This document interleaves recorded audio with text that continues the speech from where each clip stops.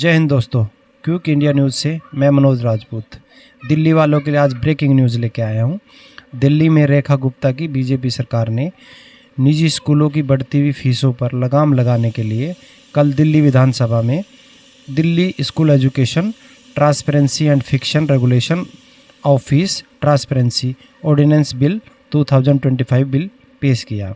यह बिल दिल्ली के सभी 1677 निजी मान्यता प्राप्त स्कूलों में 1 अप्रैल 2025 से लागू होगा।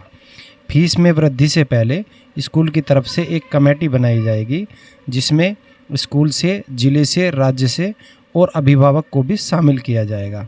फीस बढ़ाने को लेकर कमेटी फैसला करेगी। वो फैसला 3 साल तक मान्य होगा। अगर अभिभावक कमेटी के इस किसी भी फैसले से सहमत नहीं है तो 15% अभिभावक इकट्ठा होकर जिला स्तर पर शिकायत कर सकते हैं। बढ़ी हुई फीस जो अभिभावक जमा कर चुके हैं, स्कूल अभिभावकों को वापस करेंगे। आइए हम अभिभावकों से जानते हैं कि इस बारे में वे क्या सोचते हैं। देखो, हम सहमत हैं, लेकिन खाली फीस का ही मुद्दा नहीं है स्कूलों के अंदर जी। जो ईडब्ल्यूएस वाले बच्चे हैं, कुछ स्कूल ऐसे हैं जो उनके साथ में सरेआम भेदभाव करते हैं। अच्छा। उसको सपोर्ट्स में नहीं जाने देते, कंप्यूटर में उसको नहीं जाने देते। कई क्लासेज ऐसी है जिनको वो क्या करते हैं कि वो उसमें लाइब्रेरी में बैठा देते हैं उन बच्चों को कि तुम नहीं जाओगे, ईडब्ल्यूएस के नहीं जाएंगे। ईडब्ल्यूएस बच्चों के साथ दुर्व्यवहार हो रहा है। दुर्व्यवहार होता है, नहीं जाने देते वहाँ पे। खास करके ये द्वारका सेक्टर 1 में है कि ये जेएम इंटरनेशनल जी जी सरेआम भेदभाव करता है। लोग परेशान हैं, उल्टा सीधा बोलते हैं। हमने आज जो है ईडब्ल्यूएस के बच्चों को अलग क्लास लगती है, हमने सबको शामिल कर रखा है। भाई कहाँ लगती है अलग से क्लास ईडब्ल्यूएस की? अलग से तो नहीं लगती। किसी स्कूल में नहीं देखी हमने। स्कूल में वो ये पाठ पढ़ाता है। जी जी। ठीक है जी।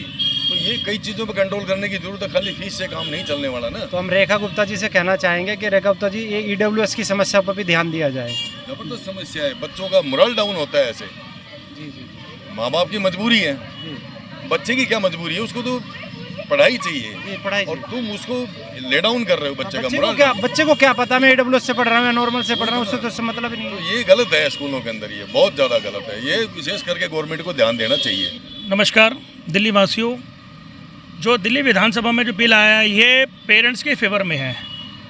बहुत स्कूल ऐसे हैं जिनकी अननेसेसरी फीस बढ़ा दी गई है, किसी की 40%, किसी की 50%। हर पेरेंट्स अफोर्ड नहीं कर पाता है, डबल पे डबल चार्ज होते हैं।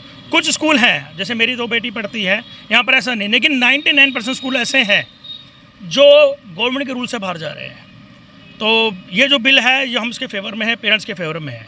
अच्छा, दिल्ली सरकार ने ये कहा है बिल में कि एक कमेटी बनाई जाएगी जिसमें स्कूल भी होगा, जिसमें ज़िले के भी कुछ लोग होंगे, जिसमें पेरेंट्स भी होंगे।